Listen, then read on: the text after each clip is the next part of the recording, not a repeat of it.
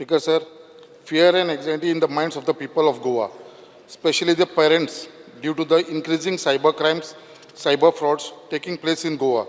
Recently, there were fake calls received by parents wherein the kidnapper demanded money on the pretext of kidnapping their children. This is a serious matter of concern and need to be investigated thoroughly.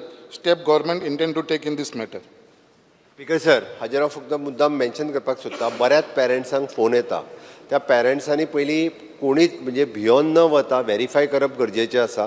आनी this is a big racket working from the different countries.